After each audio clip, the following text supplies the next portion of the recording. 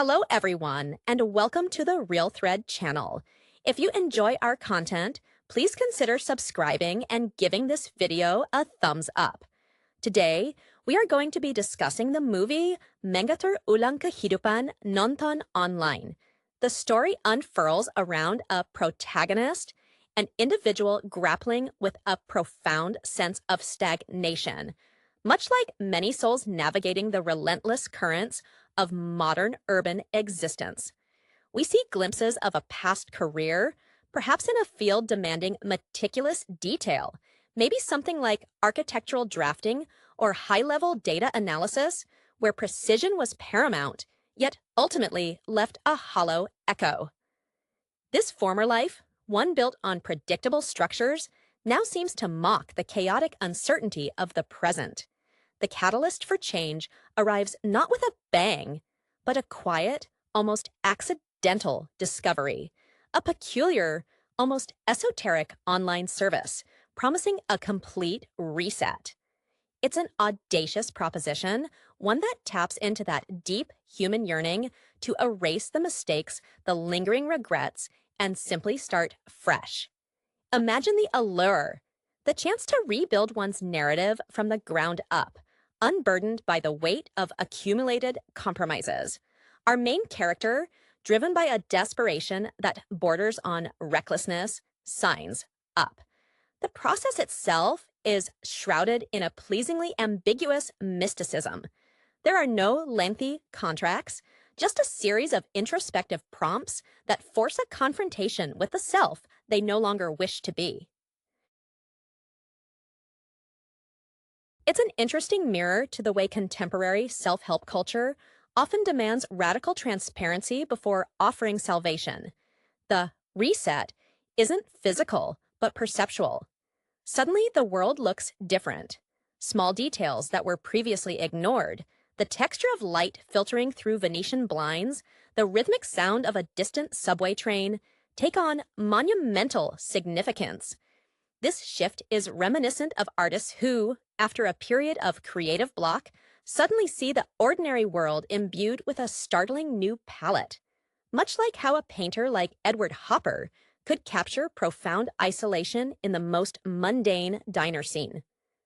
As the protagonist navigates this newly sensitized reality, they encounter others who seem to be participating in this strange, shared experiment. There's a figure, perhaps a former colleague or an old acquaintance, who appears entirely different. Their life path subtly but dramatically rerouted. This interaction provides friction, testing the boundaries of the protagonist's new perception. Is this genuine change or merely a carefully curated delusion engineered by the online service? The narrative beautifully explores the concept of inspiration versus imitation. If you deliberately choose a new set of influences, a different genre of music, an unfamiliar historical period to obsess over, a completely foreign language to study, does that constitute authentic self-creation? Or are you just meticulously curating a better-looking cage? The protagonist begins to pursue activities previously deemed impossible or beneath them, perhaps attempting to write a novel, drawing inspiration from the sheer, unadulterated potential that feels suddenly accessible, echoing the sudden bursts of creativity seen in figures who reinvented themselves later in life, like the late bloomers in jazz who found their true voice decades after starting. The tension mounts as the line between the old life and the new script begins to blur. Memories of the past surface, not as goats demanding retribution, but as necessary context. The realization dawns that a true reset isn't about deletion, but about recontextualization. The flaws, the mistakes, they are the raw material. The film suggests that the greatest achievement isn't erasing the past, but learning to edit it effectively. In the climax, the protagonist must make a conscious choice: continue living within the manufactured perfection of the reboot, or embrace the messiness of true, unguided existence. accepting that while the present choice might be better informed, it is still subject to future error. The resolution isn't a triumphant declaration of victory, but a quiet acceptance of the continuous process of becoming, a sophisticated acknowledgement that life, much like a long running film franchise, requires constant, perhaps uncomfortable, reshoots to remain engaging. The weight of that initial stagnation, the kind that settles a deep in the marrow after years spent optimizing spreadsheets or designing buildings that will ultimately house meaningless transactions, is palpable in the protagonist's early demeanor. They move with a cautious economy of motion, every gesture betraying a deep seated fear of making another irrevocable error, a characteristic often seen in those who have peaked too early in meticulous, detail oriented careers. The former chief architect who now feels utterly lost, staring at a blank canvas. The online service, which promises this digital metamorphosis, feels less like a technological solution and more like a high stakes act of faith. It appeals precisely because it bypasses the tedious, necessary work of genuine introspection. Imagine subscribing to a service that claims to rewire your dopamine pathways based on the philosophical ideals of someone who never actually had to meet payroll. This protagonist, haunted by a past failure, perhaps a crucial design flaw that led to professional ruin, or a deeply missed opportunity for genuine connection, is drawn to the allure of guaranteed narrative revision. When the perceptual shift occurs, it's not dramatic fireworks. Instead, it's a subtle elevation of sensory input. The protagonist begins to notice the specific, almost agonizing loneliness captured in the muted tones of a passing bus, the way the afternoon sun casts shadows that reveal the unseen flaws in poorly maintained plaster. This hypersensitivity mirrors the experience of a seasoned musician forced into a new genre. Initially jarring, the new sounds eventually reveal a deeper, previously ignored structure within harmony itself. The figures encountered in this reset life are fascinating studies in potential. There's the acquaintance whose life seems to have bloomed outward, perhaps taking up pottery or ecological activism, driven by a sudden, intense passion.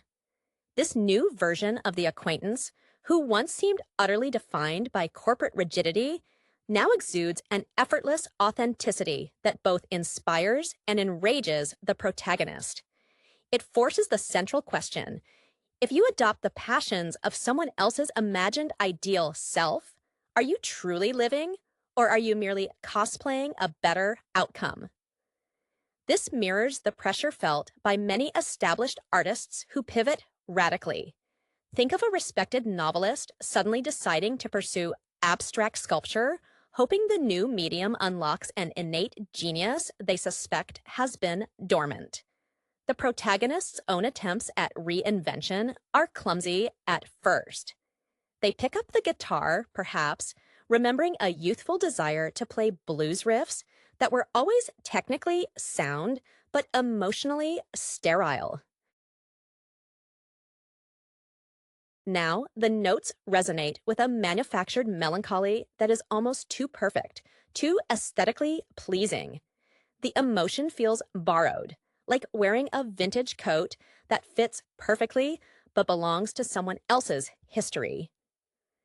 There's a constant internal monologue debating whether this newfound confidence is a genuine internal shift or simply the successful execution of the service's complex algorithm, a beautifully constructed Skinner box for the soul. The conflict intensifies when the old memories refuse to be neatly filed away.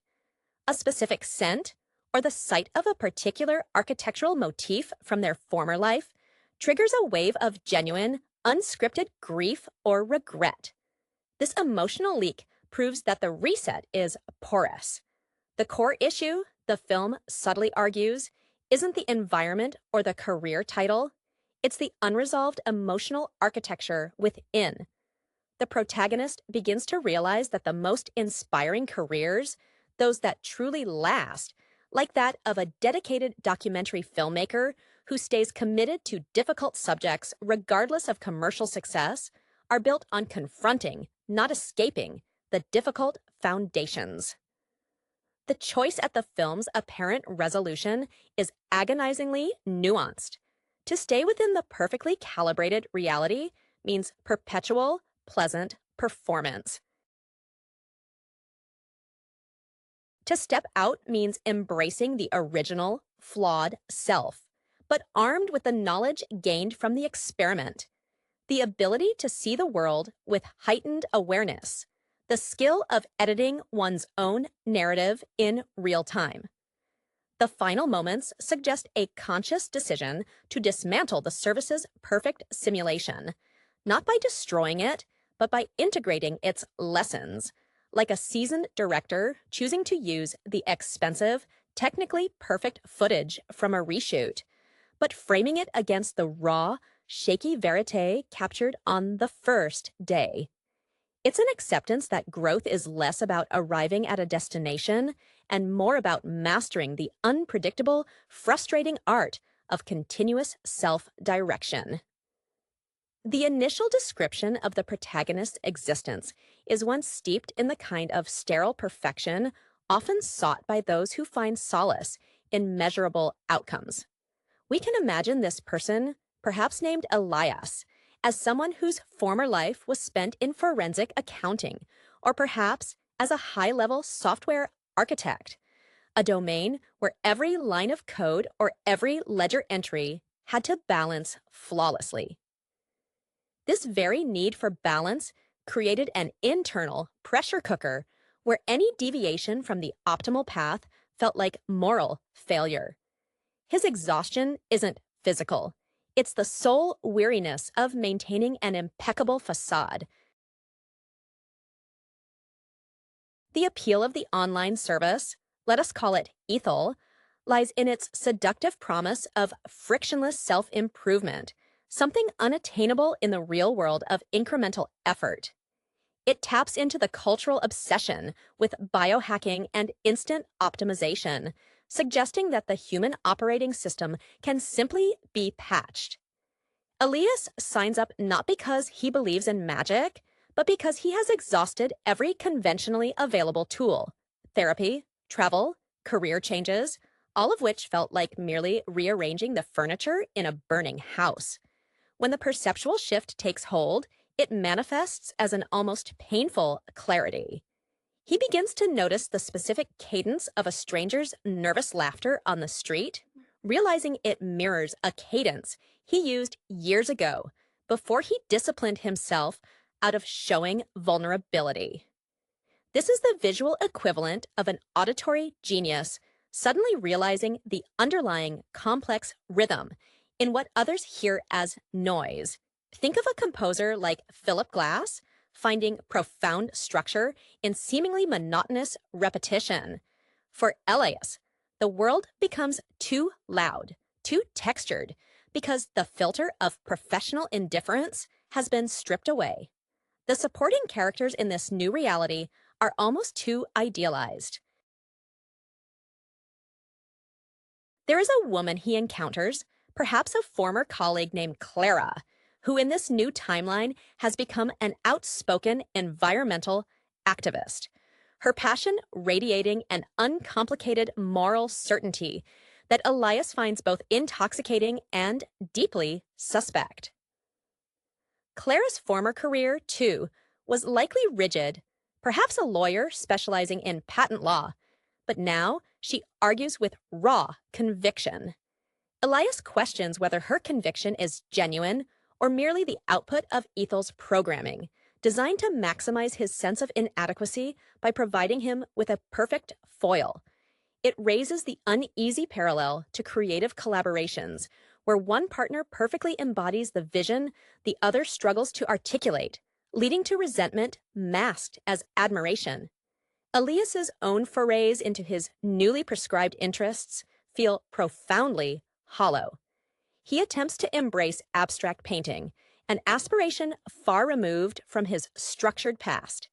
He mixes colors with technical precision, creating compositions that are undeniably balanced, yet entirely lacking in what critics call soul. It's the difference between a technically perfect forgery and a messy, deeply personal original.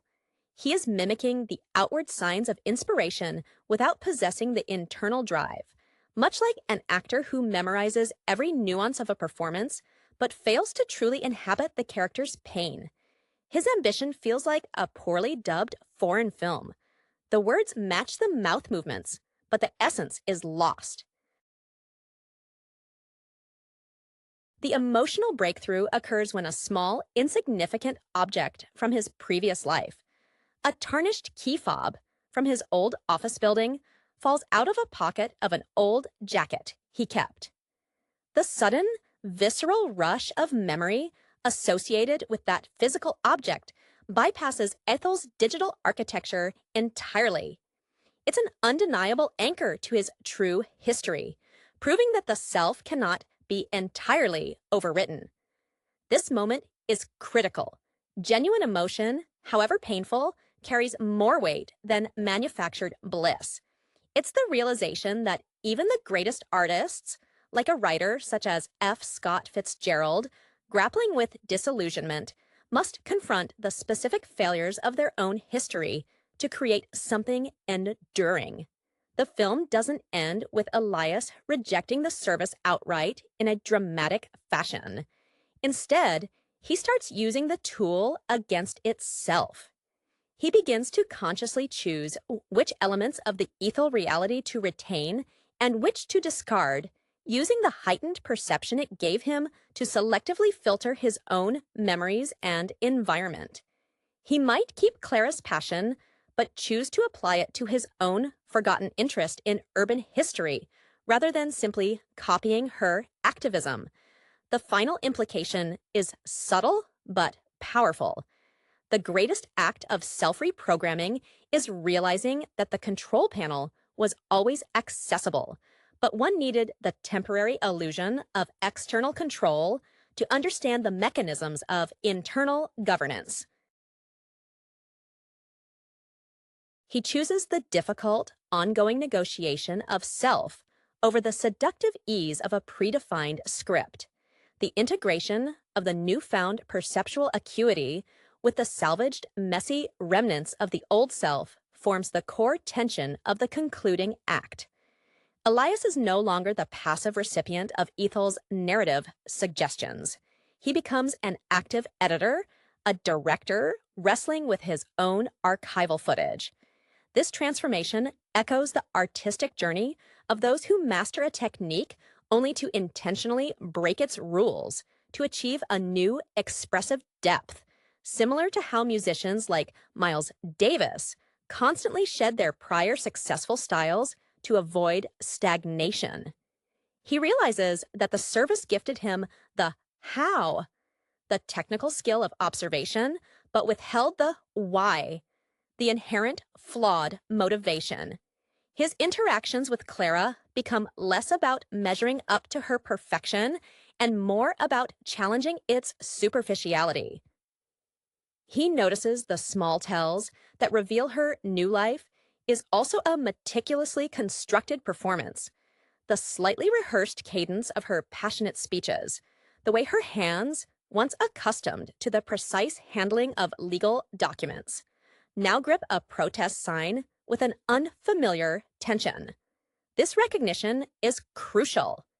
It liberates Elias from the crushing weight of comparison. If even the successful reboot characters are engaging in a form of self-curation, then his own imperfect navigation gains legitimacy. He begins to understand that true authenticity is not the absence of performance, but the conscious choice of the role one plays. Elias returns, tentatively, to the structures of his past that he once despised. He might revisit his old drafting table, not to design a flawless building, but perhaps to sketch the chaotic emotional landscape of his recent experience. His lines, once rigidly straight, now carry a slight, deliberate wobble, a visual metaphor for accepting imperfection as a necessary element of truth. This blending of the old professional discipline with a new emotional openness creates a hybrid identity. It is the fusion of the accountant's precision with the poet's yearning, much like an engineer who discovers the profound beauty in organic, asymmetrical structures, finding efficiency not in straight lines, but in intelligent curvature. The ultimate confrontation with the ethel service itself is strangely anticlimactic. There is no central server to destroy, no hidden programmer to unmask. Instead, the resolution lies in a final, quiet subscription cancellation, an act devoid of drama, but rich in finality. It signifies the realization that the system only held power as long as he ascribed ultimate authority to its external validation. The reset wasn't a file deletion, it was a forced recalibration of his internal gyroscope. In the final sequence, Elias is seen engaged in a meaningful, if mundane, task, perhaps mentoring a young professional who exhibits the same fear of failure he once harbored. He speaks not of grand transformations or digital miracles, but of the grinding, often boring necessity of showing up consistently, even when inspiration is absent. He imparts the hard-won wisdom that the most valuable renovation is not tearing down the structure of the self, but carefully repointing the mortar between the existing bricks. His piece is not the result of achieving a perfect life, but the acceptance of an ongoing imperfect edit, acknowledging that the most compelling narratives are those marked by visible revisions, where the scars of past attempts serve as the texture of present understanding. The lingering sensation that clings to Elias now is not triumph, but a complex, layered gratitude for the disruption. He carries the memory of the Ethel-induced clarity, like a lens, one he can choose to place over his vision. This new equilibrium isn't a return to the cold, sterile world of his past, nor is it a full immersion into the manufactured euphoria of the reset. It is a conscious negotiation between the two extremes. His former career, which demanded the suppression of anything subjective, had taught him rigor. The reset taught him the value of the subjective tremor that precedes true creation. When he interacts with the younger mentees, he sees his former rigid self in their wide, anxious eyes. They are terrified of the deviation that Elias now understands is the only route to growth. He steers them away from seeking external optimization hacks, instead emphasizing the beauty of process over product, a philosophy antithetical to the entire ethos of the digital service that briefly held him captive. He draws parallels, perhaps subtly, to the disciplined yet revolutionary paths of creators who mastered formalism before breaking it. The way a classical composer might study Bach exhaustively, only to write modernist harmonies that sound both inevitable and shocking. Clara remains a reference point, though their relationship has settled into a respectful distance. Elias now sees that her passionate activism, while inspiring, was a complete substitution of one form of external structure, corporate law, for another, moral certitude. He appreciates her fire, but recognizes the danger of living entirely in the extreme of one emotion. He is seeking the temperate zone, the place where doubt and conviction can coexist. This maturity in perspective distinguishes him. He is no longer reacting against his past, nor is he wholly embracing a borrowed future. He is synthesizing. His physical environment reflects this integration. His workspace might now feature one a perfectly balanced, mathematically precise object from his old life, perhaps a machined metal sculpture, sitting directly beside a canvas smeared with the vibrant, almost vulgar colors he learned to appreciate through the ethel experience. It's an intentional visual dialectic. He has stopped fighting the contrast and started using it as a source of creative tension. The final profound realization is that the desire for a reset stemmed from an underlying fear of responsibility, the responsibility to continually choose and re-choose oneself daily without the guarantee of a positive outcome. Ethel offered outsourced accountability. By dismantling the service's influence, Elias reclaims that burden, finding in it, paradoxically, a strange freedom.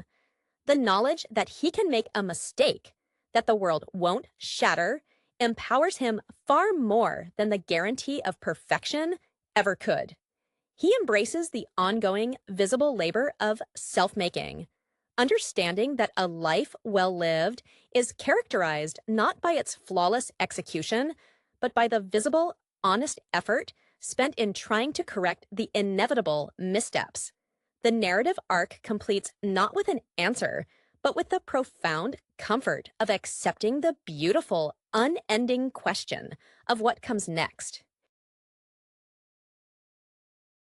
Elias's newfound commitment to visible revision shifts his focus from grand external projects to the minute details of his daily conduct, recognizing that true narrative control begins in the quiet, unobserved moments. His interaction with the world takes on the careful attention once reserved for checking financial discrepancies, but now applied to emotional accuracy. He begins noticing, for instance, how often he defaults to passive language when discussing his own successes, a residual tick from a career that discouraged self-promotion. He consciously practices assertive articulation, not with aggression, but with the same clear, measured tone he would use to present an irrefutable audit finding.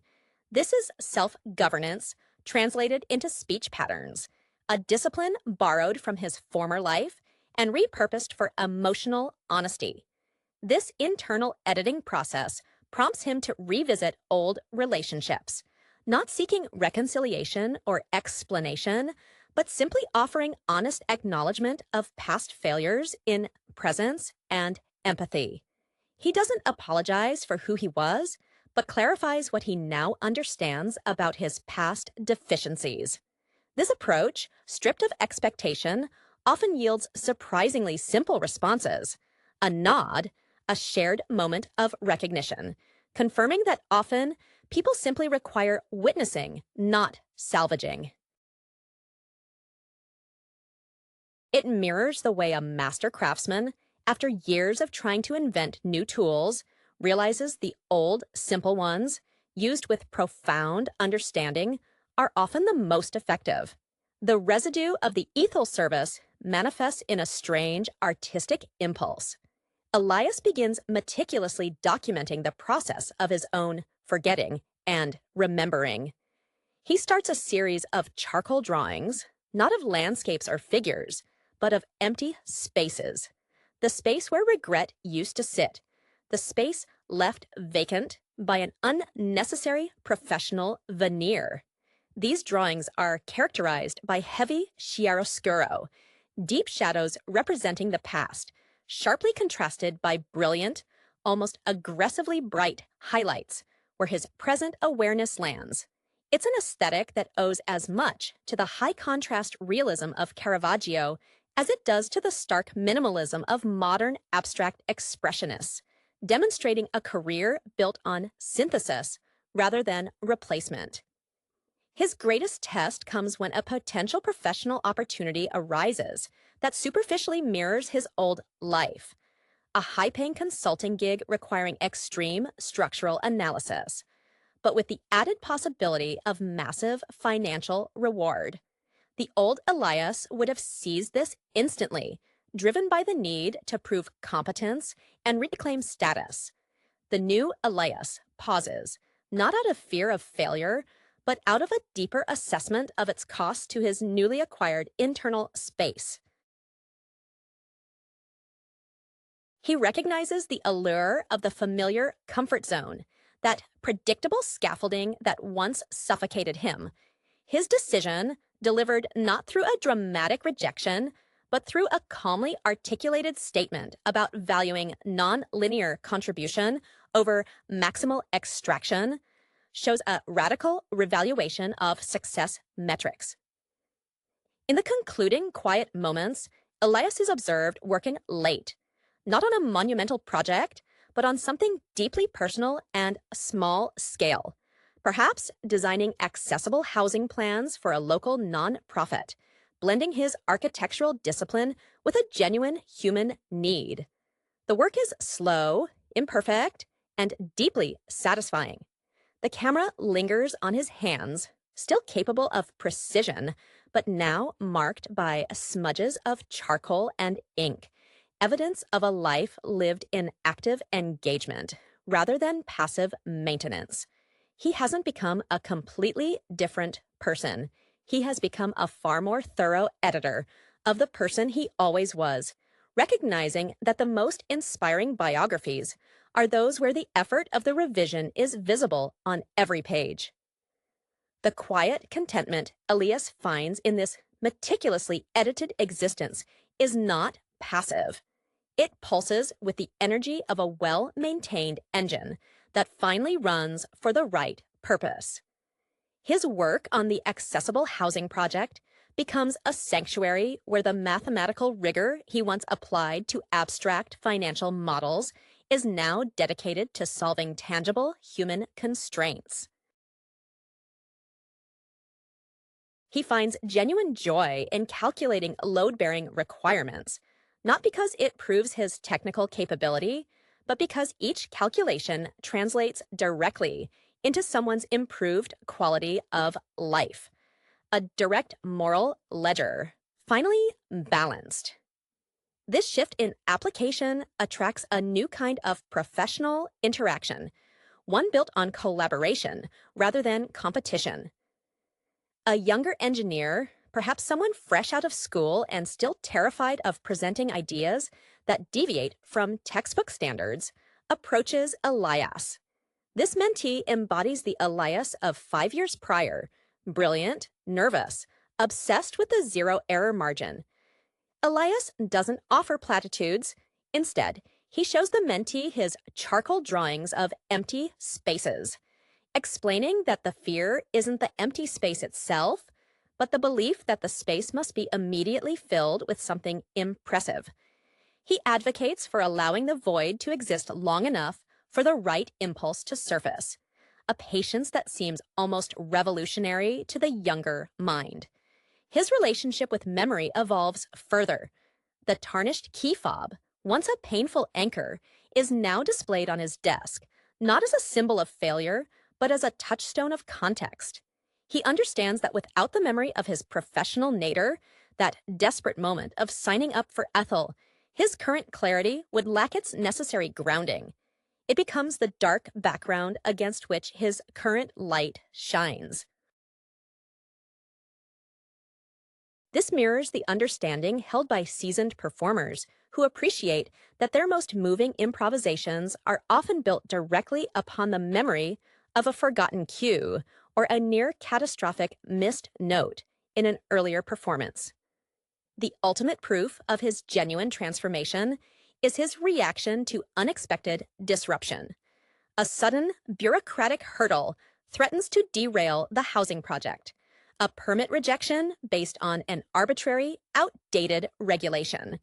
The old Elias would have engaged in a protracted, emotionally draining battle fueled by indignation and a need to prove the system wrong. The newly integrated Elias approaches the problem with methodical calm, employing his past analytical skills, but directing them toward creative compliance rather than combative opposition. He dissects the regulation not to destroy it, but to find the precise, technically correct loophole that satisfies the letter of the law while preserving the spirit of the design. In the film's final lingering frame, Elias is not depicted basking in a sunset or accepting an award. He is shown leaning over blueprints late at night, a cup of lukewarm, forgotten coffee beside him. There is a slight furrow in his brow, indicative of concentration, not distress. He makes a minute adjustment to a window placement, slightly shifting its position to better catch the morning light for an elderly resident. This small, almost invisible act of conscious refinement, a choice made not for external acclaim, but for internalized meaning, is the true climax. He has stopped seeking the fictional reset and instead embraced the ongoing, intimate labor of self-direction, realizing that a life well written is one that constantly, consciously chooses its next sentence. The atmosphere around Elias now possesses a resonant quiet, a stark contrast to the brittle silence that once defined his life of rigid precision. He moves not with the hesitant grace of someone afraid to break things, but with the deliberate focus of a sculptor who knows precisely where the next strike must fall. This newfound steadiness is not the result of eliminating risk, but of internalizing the tolerance for imperfection. He views his past, including the bizarre interlude with Ethel, not as a detour, but as an essential, if unconventional, form of apprenticeship in self-awareness, akin to a scientist who must intentionally run flawed experiments to map the boundaries of reliable possibility. His engagement with the young mentee deepens as Elias begins to share not just techniques, but the emotional architecture of creative failure. He describes the pressure he felt as a young architect, the expectation to deliver monolithic, unimpeachable designs, which fostered a fear of anything less than absolute mastery. He tells the mentee that Ethel was tempting because it promised mastery without the necessary preceding sequence of clumsy attempts. To illustrate, Elias might pull out an early disastrous sketch from his pre-Ethel days, a building design fundamentally unsound but passionately conceived, and contrast it with a technically flawless, yet emotionally sterile rendering from his time under the service's influence. The visible growth he emphasizes is etched in the difference between the two, not in the final polished outcome alone. Clara, having moved past her own high-intensity phase of activism, now seeks Elias out for something less demanding: consultation on the clarity of her communication. She admits that her fervent speeches sometimes felt like they were aimed at an audience she didn't truly see. Elias advises her on employing the principle of negative space in language, leaving deliberate gaps for the listener to fill rather than over-explaining every detail. This collaborative exchange is a subtle victory.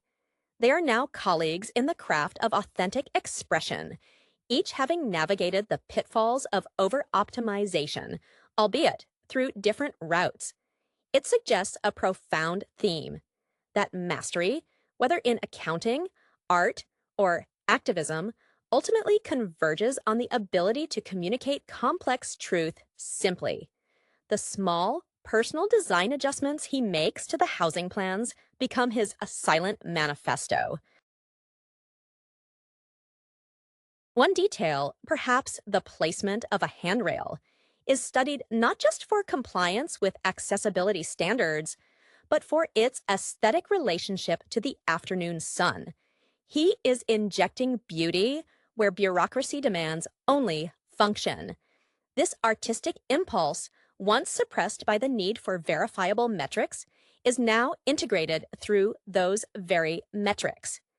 It's the realization that genuine efficiency, the ultimate goal of his original career, can only be achieved when human comfort and sensory experience are factored into the equation as non-negotiable variables. The film resists a grand final statement or a sweeping montage of success.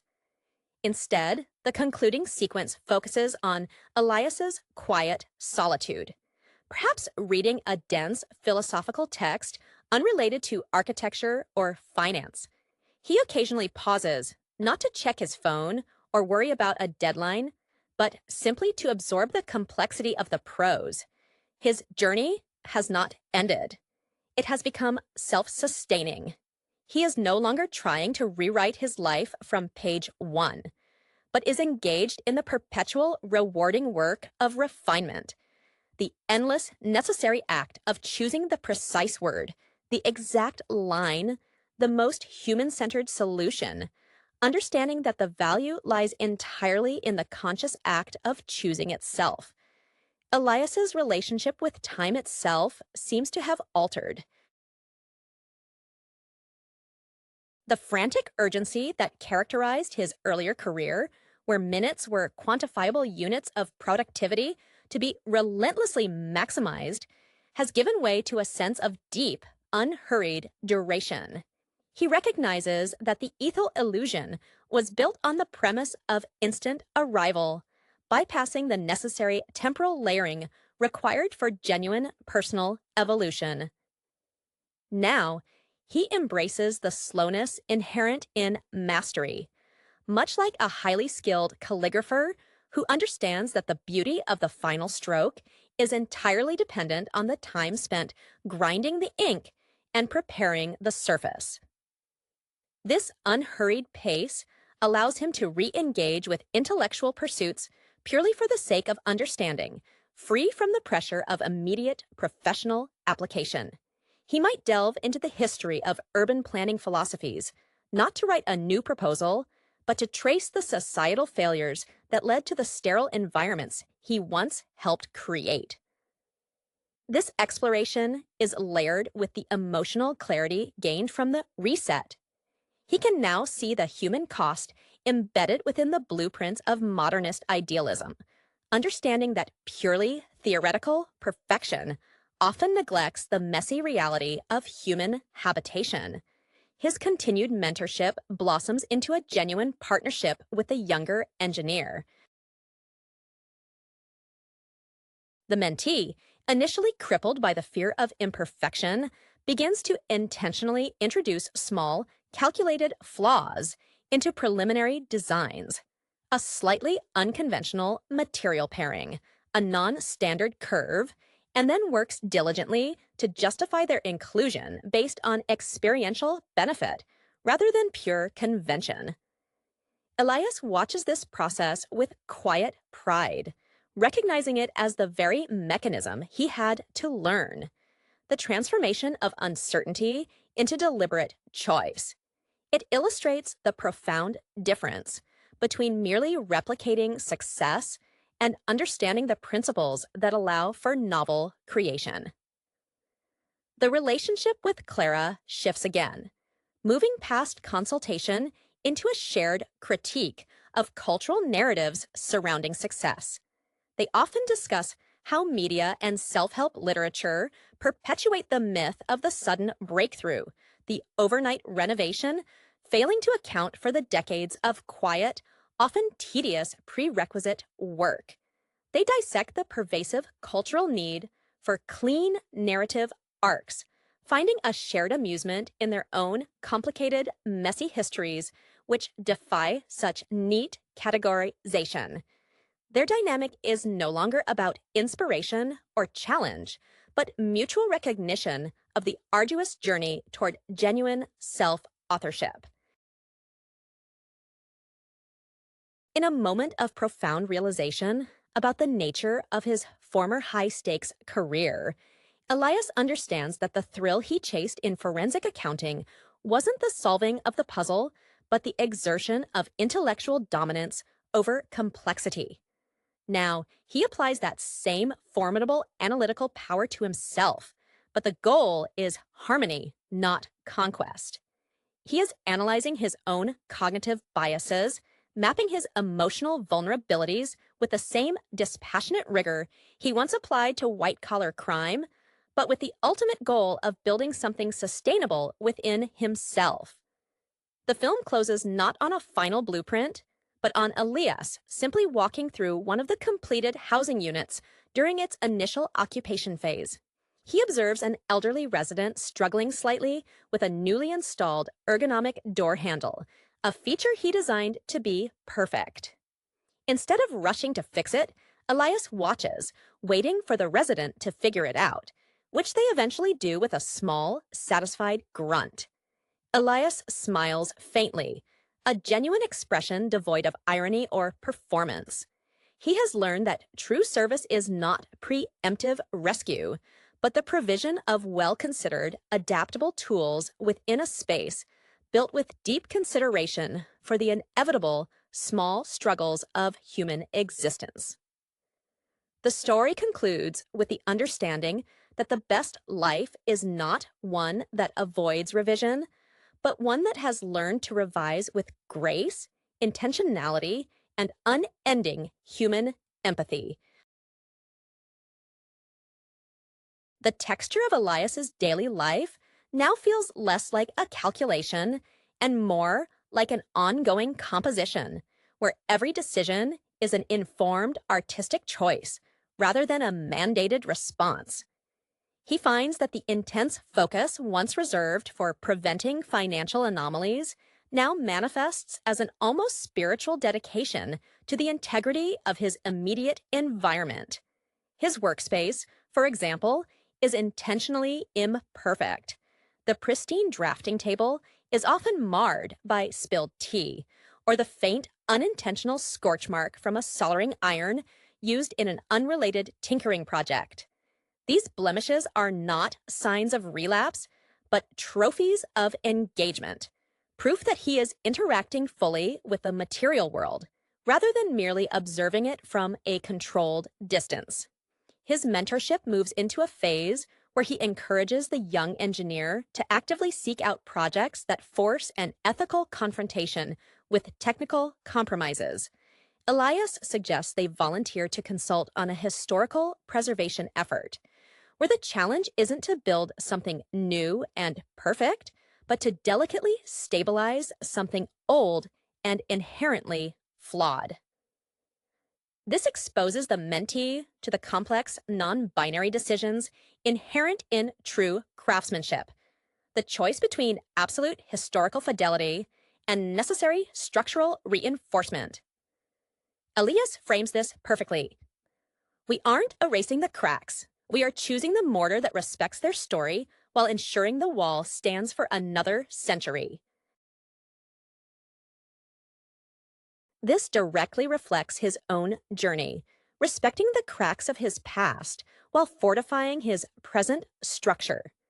The conversations with Clara have matured into a shared exploration of narrative exhaustion, the fatigue that sets in when one realizes that any carefully constructed public persona, however well-intentioned, requires unsustainable maintenance. They discuss artists who destroyed their early, successful work to force evolution, understanding that sometimes the most necessary act of creation is strategic demolition of the past's perceived achievements. Clara admits her initial zeal in activism was partly fueled by the desire to create a narrative so dramatically opposed to her former self that it became inescapable. Elias validates that need for rupture, but emphasizes the subsequent requirement for reconciliation with the core self. Elias's renewed interest in philosophical texts isn't random. He gravitates towards existentialists who wrestle with ambiguity, finding a strange camaraderie with thinkers who rejected easy answers. He is no longer seeking the singular right algorithm for living, but rather establishing a robust framework for continuously navigating uncertainty. This mental discipline becomes his new high-stakes game, replacing the analytical thrill of uncovering corporate fraud. He's auditing his own soul, looking for loopholes in self-deception. The true measure of his internal shift is seen when an unexpected crisis occurs outside the housing project. A sudden, critical issue with a previous building he designed years ago, one requiring immediate, high level input to prevent a cascade failure unrelated to his original work. The old Elias would have reflexively jumped in, driven by ego and the need for professional redemption.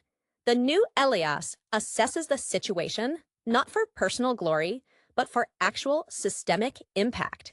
He offers his expertise, but insists on delegating the primary solution structure to the younger team members, guiding them through the process of navigating the crisis under pressure. He participates as a consultant and stabilizer, not as the sole hero. He ensures the solution is robustly owned by the present capable team, demonstrating a deep contentment with relinquishing the center stage. In the final reflective moment, Elias is shown sketching again, but this time the subject is not abstract space or architectural plans. He is drawing the hands of the elderly resident who successfully managed the door handle. The drawing captures the tension in the knuckles, the slight tremor of age, and the quiet satisfaction of solved small problems. It is a portrait of resilience, not perfection. Elias finally understands that the greatest work of art is the integrated self, a structure built from durable old materials, carefully repaired with new, knowing insights, perpetually under construction, beautifully and honestly imperfect. The narrative fabric of Mengatur Ulang Kehidupan nonton online, or perhaps better understood contextually as a film exploring the reordering of life through the lens of online engagement, presents a compelling study in contemporary disconnection and the yearning for authentic connection mediated by digital interfaces. It delves into the psychological landscape of characters grappling with personal inertia, utilizing the ubiquitous nature of online viewing not merely as a backdrop, but as a crucial catalyst for change, or perhaps further stasis.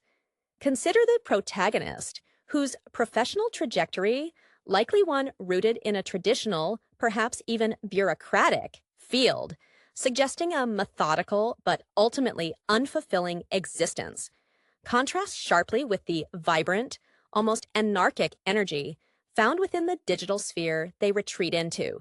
This juxtaposition echoes the real-world tension felt by many mid-career professionals whose established paths offer security but deny passion.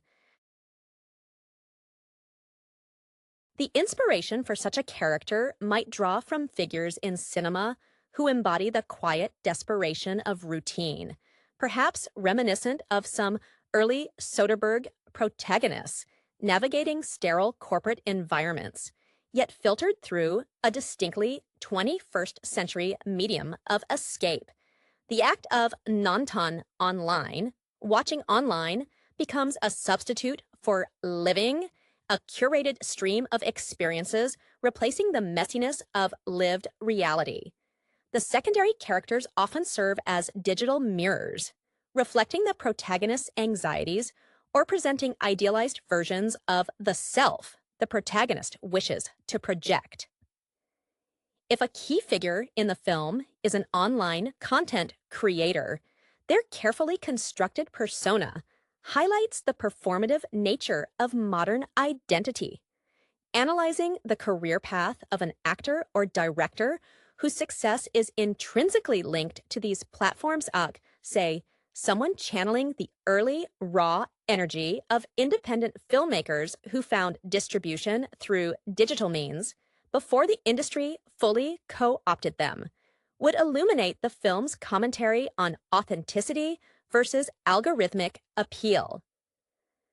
The film likely examines whether the curated feedback loop of likes and shares can genuinely substitute for genuine emotional resonance. The visual language employed in depicting these online interactions is vital. Often, Scenes set during intense online viewing or participation are bathed in the cool, often unflattering light of a screen, creating an insular, almost claustrophobic atmosphere, a stark departure from the potential warmth of the physical world the characters are avoiding. This use of color palette and framing speaks volumes about the film's thesis that while the internet promises global access, it frequently fosters intense localized isolation. The director's choice in rendering these digital spaces, whether they are sharp and hyperreal or hazy and dreamlike, reveals their ultimate judgment on this mode of existence. If the director themselves has an artistic background leaning towards documentary or avant garde cinema, their attempt to capture this ephemeral digital reality might manifest as jarring cuts or unconventional sound design meant to jolt the viewer out of their own complacency, mirroring the protagonist's required awakening. Furthermore, the theme of reordering life suggests a deliberate, possibly conscious, dismantling of old structures. This isn't merely accidental distraction, it's an active, albeit passive, choice. The film might explore a moment of crisis, a job loss, a relationship failure, that forces the character toward the screen, not just for comfort, but as a place to blueprint a new self. The subtle inspirations for this psychological shift might come from the biographical struggles of writers who used solitude to reinvent their voice. Only here, the solitude is mediated by millions of unseen others. The eventual resolution, if one exists, is unlikely to be a complete rejection of the digital world, given its present-day indispensability. Instead, the film probably suggests a more nuanced integration, where the lessons learned or the perspectives gained from the controlled environment of online consumption are tentatively applied back into the unpredictable flow of physical life, marking a genuine reordering rather than a simple replacement of one addiction with another. The emotional core of Mengatur Ulang Kehidupan Nonton Online resides in the quiet desperation clinging to the protagonist, like stale cigarette smoke.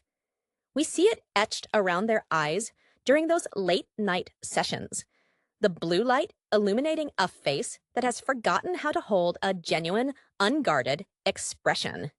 Their previous career, perhaps as a mid-level accountant or a municipal planner, roles demanding meticulous adherence to established protocols, has bred a deep-seated fear of spontaneity.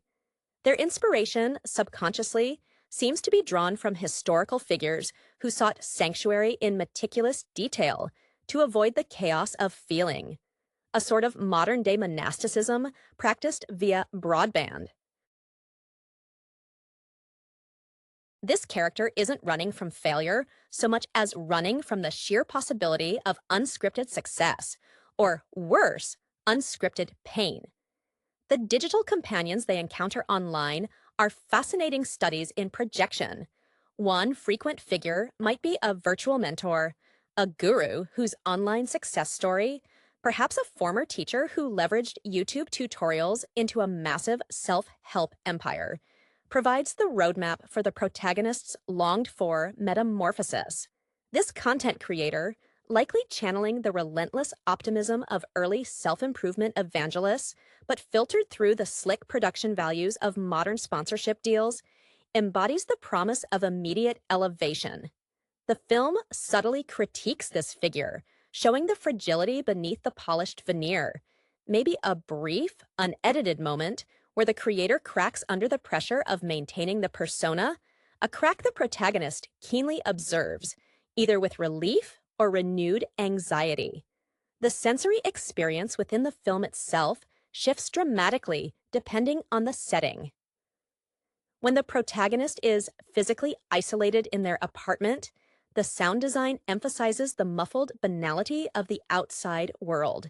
Distant traffic, the hum of the refrigerator, contrasting sharply with the often overwhelming, high-fidelity soundscapes of the online content they consume, whether it's high-octane gaming streams or emotionally charged video essays. This auditory dichotomy reflects the internal conflict, the dull reality versus the artificially heightened digital experience. If the film's director possesses a background influenced by slow cinema masters, there might be extended sequences where the protagonist simply stares at the screen, the content almost irrelevant. The act of viewing itself is the primary action.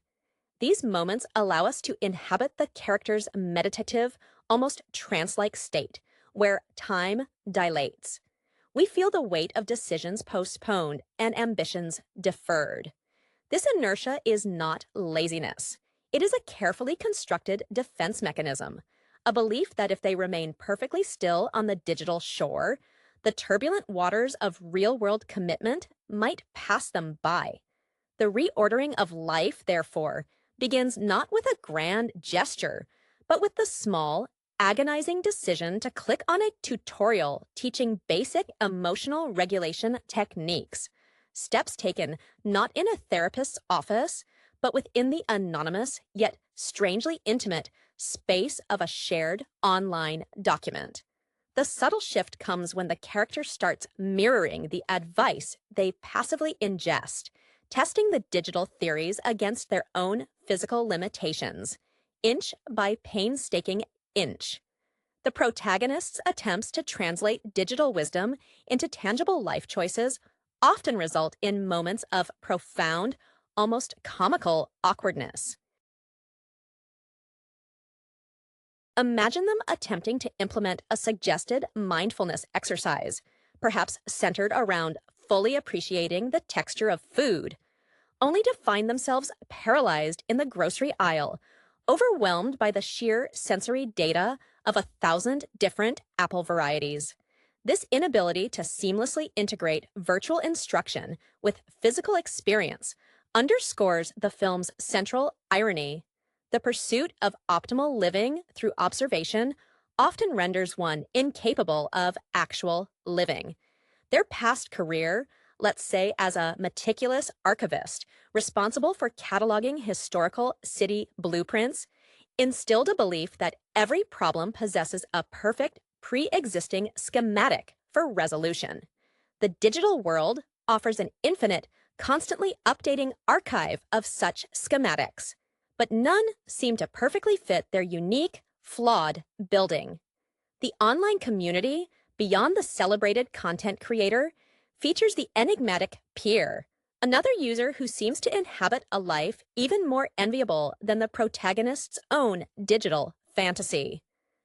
This figure, perhaps a digital nomad whose perfectly filtered photos suggest constant travel and effortless financial freedom, becomes the standard against which the protagonist measures their incremental progress, usually failing. This digital rival's inspiration might stem from the early romanticized figures of the expatriate artists or writers who sought reinvention abroad, now modernized through the medium of perfectly scheduled Instagram stories, broadcast from idyllic locales. The film expertly uses these moments to reveal the protagonist's crippling vulnerability. They rarely engage in genuine dialogue with this person, preferring instead to analyze their posting cadence, their choice of filter, seeking the hidden algorithm of their perceived success rather than reaching out authentically. Emotionally, the film excels in depicting the quiet violence of unread notifications. Each unopened message from a real-world contact, a former colleague checking in, a family member offering support, represents a path intentionally ignored. The protagonist treats these real-world intrusions with the same weary deference they might show a mandatory software update they intend to postpone indefinitely. The color grading in these domestic scenes often emphasizes muted earth tones and shadows, suggesting a hibernation state, a deliberate draining of vibrancy to match the internalized perception of their own life's diminished scope. The potential turning point, the true reordering, is likely catalyzed by a catastrophic failure within the digital realm itself. Perhaps the protagonist invests heavily in a crypto scheme promoted by their digital mentor, or maybe their carefully cultivated anonymous online persona is accidentally exposed to their professional network. This external shock, a direct consequence of their digital immersion, forces a confrontation with the tangible consequences of their virtual choices. The director, if they have a background in psychological thrillers, would use this collapse not with grand spectacle, but with the crushing weight of mundane realization. The sound of the apartment door locking from the outside, signaling a sudden, forced accountability.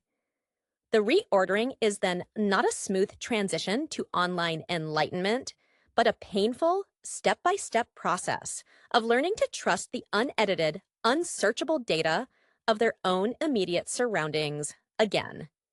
The true measure of the film's success, once the digital facade cracks, lies in the protagonist's clumsy, almost childlike re engagement with the physical senses. Having relied for so long on the perfectly compressed, high-definition stimuli of the screen, their re-entry into the analog world is jarring. The texture of rough concrete, the unpredictable pitch of an unamplified human voice, the smell of rain on hot asphalt, these become the new, terrifying unknowns they must catalog and conquer. Their previous life, that of the archivist, suddenly finds a new, desperate application. They must archive their own immediate, chaotic present moment before it slips away unrecorded. This confrontation with the tangible often introduces an equally complex analog figure, someone who exists entirely outside the protagonist's preferred digital ecosystem. This person, perhaps a local artisan, a community gardener, or an old neighbor whose life seems stubbornly analog, serves as a living counter-narrative to the hyper-achieving, transient online personas. This character's inspiration might be drawn from figures celebrated for their commitment to craft and locality, individuals whose entire philosophy is predicated on the slowness and inherent imperfections of tangible creation, a quiet rebellion against the speed of streaming culture. They possess a form of embodied knowledge that the protagonist, even after hours of tutorial watching, cannot download. The emotional arc here shifts from internalized anxiety to external hesitation. When the protagonist attempts conversation, their speech patterns betray their digital conditioning. Perhaps they pause mid-sentence, waiting for an invisible prompt or an anticipated visual cue that never arrives. Their vocabulary may be heavily peppered with online jargon, making their earnest attempts at connection sound alienating. The director would utilize shallow focus in these scenes, keeping the analog figure sharp and present while allowing the background, the digital ghost of the protagonist's former sanctuary, to blur slightly, symbolizing the necessary letting go of the old frame of reference. The climax of this reordering is not an external victory, but an internal realization of sufficiency without external validation. It might manifest in a quiet, unrecorded act. The protagonist cooks a meal, and for the first time, they eat it not to critique its visual presentation for a potential story, but simply to sustain themselves, tasting the salt without needing to quantify or curate the experience. This small, untrackable moment holds more weight than any previous online achievement. The film implies that the reordering isn't about ditching the technology, but about reclaiming the self that was lost in the endless scrolling, finding a core identity robust enough to log off without feeling erased. The final shot might linger not on a device, but on the protagonist's hands, perhaps engaged in a simple manual task, finally feeling the texture of their own life without a screen acting as a buffer. The final act of reconciliation, or the true integration hinted at, demands a nuanced portrayal of the protagonist's relationship with their digital tools moving forward. It is unlikely, given the ingrained nature of modern connectivity, that they simply discard their devices. That would betray the film's sophisticated critique, which suggests technology itself is neither inherently good nor evil, but merely a potent amplifier of pre-existing conditions. Instead, the reordering manifests as a conscious, almost ritualistic setting of boundaries.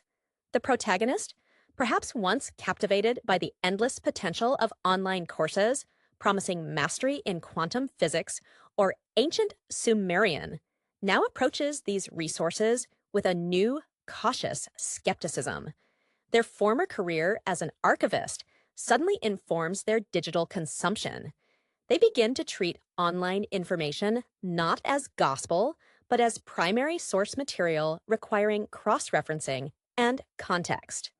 The inspiration for this mature approach could be subtly drawn from the disciplined study habits of classic philosophers who utilized limited textual resources with profound intensity, contrasting sharply with the protagonist's previous digital gluttony. Emotionally, the shift is marked by the reintroduction of boredom, a sensation diligently purged from their life by constant digital stimulation. Now, moments of genuine stillness, where the mind is allowed to wander without immediate external input, become fertile ground for authentic thought rather than merely platforms for performative contemplation. We see this in a scene where the protagonist sits on a park bench, not looking at their phone, but actively observing the patterned shadows cast by the leaves, a visual detail they likely would have previously missed or immediately photographed for aesthetic consumption.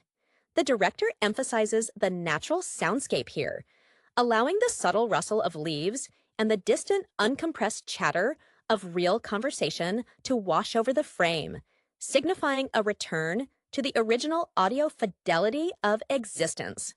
The former digital rival, the globe-trotting content creator, might reappear in the narrative not as a source of envy, but as a curious artifact of a past obsession. Perhaps the protagonist stumbles upon an old cached video of this rival, revealing the exhaustion behind the perfectly timed sunset shot. This realization grants the protagonist a sense of quiet superiority, not because they are better, but because they have chosen depth over breadth, interiority over exterior projection. This moment solidifies the theme. True life reorganization is about mastering one's attention, not acquiring new skills or possessions. The resolution offers a bittersweet equilibrium.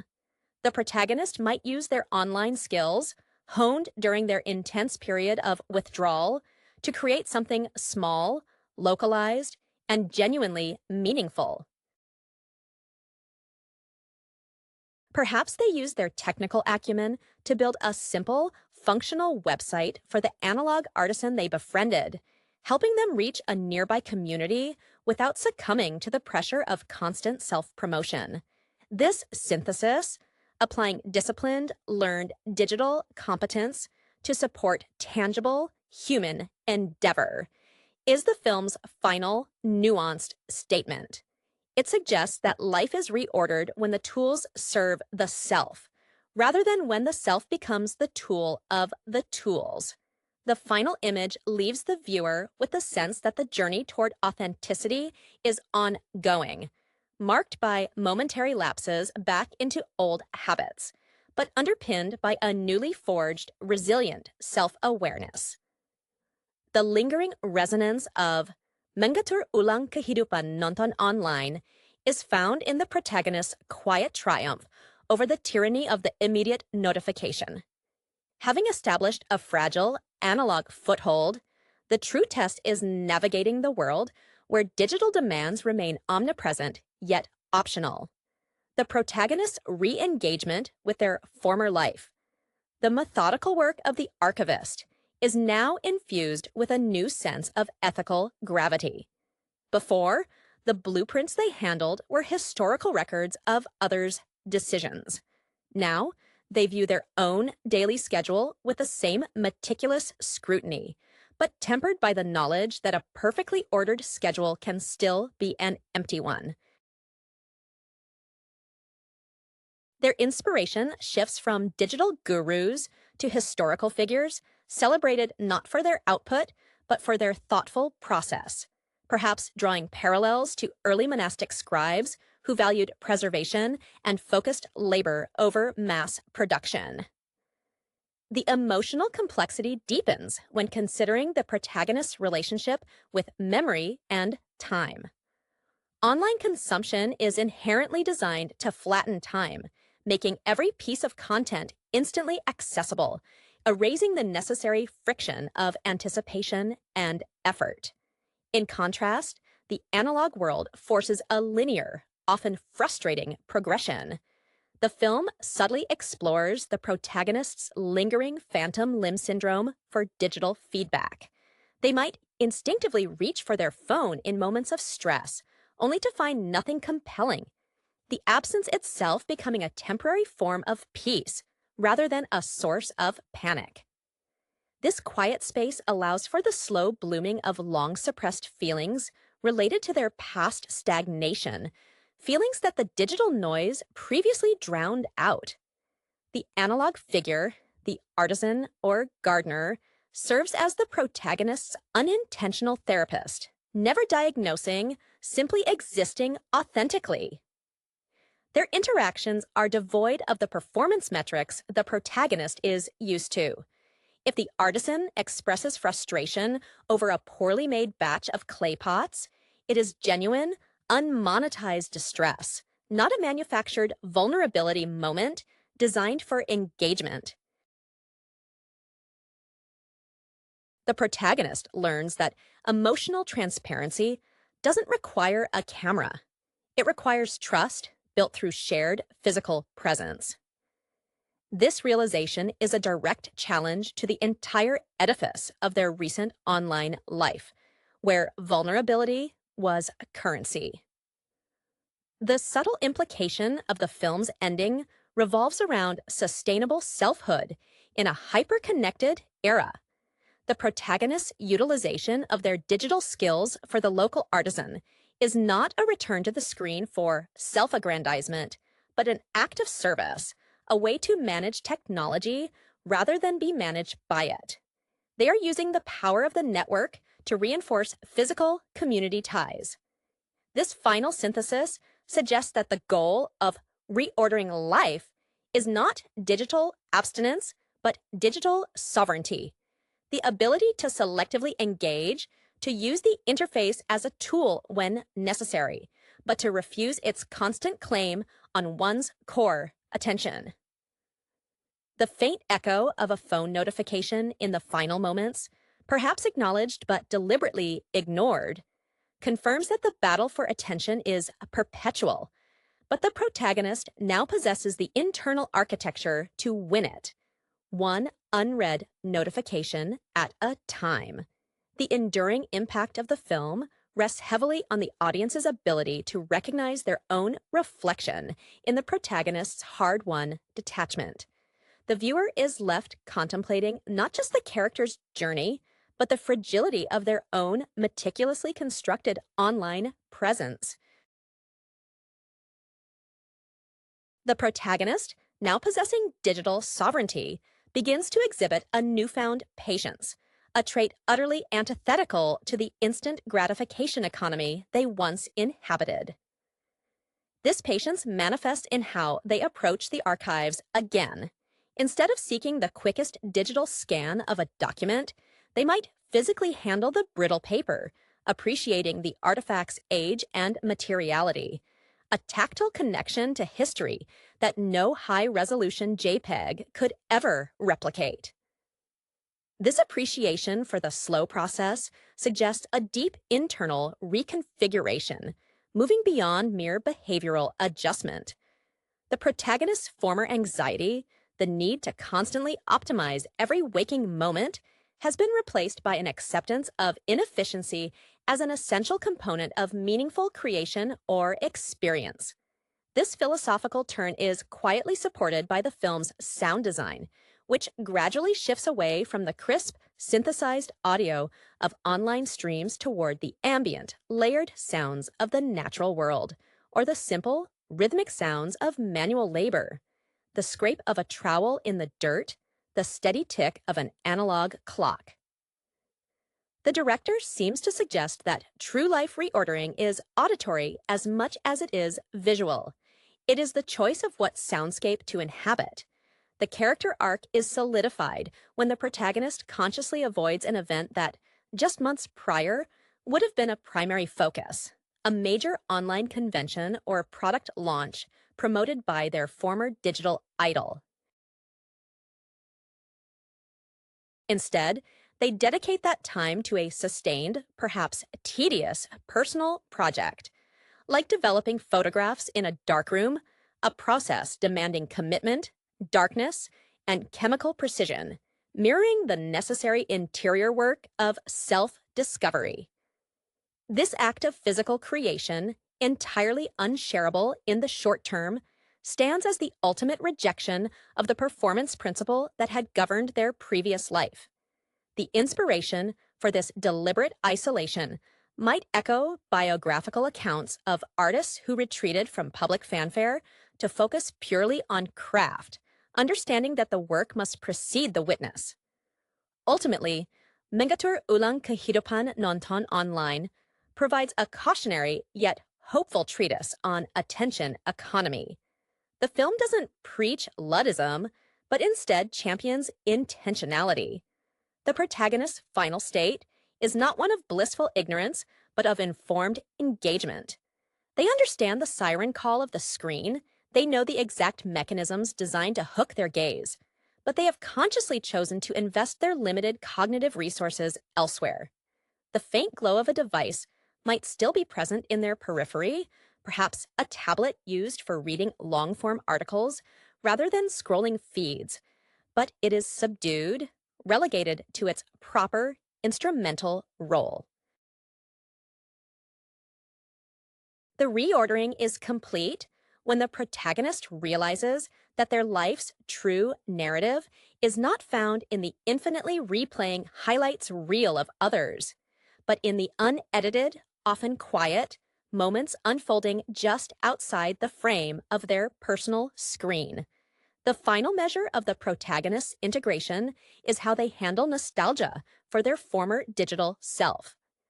There are moments, perhaps during a quiet evening, when the analog effort of maintaining real-world relationships feels momentarily taxing, when a shadow of the old craving flickers.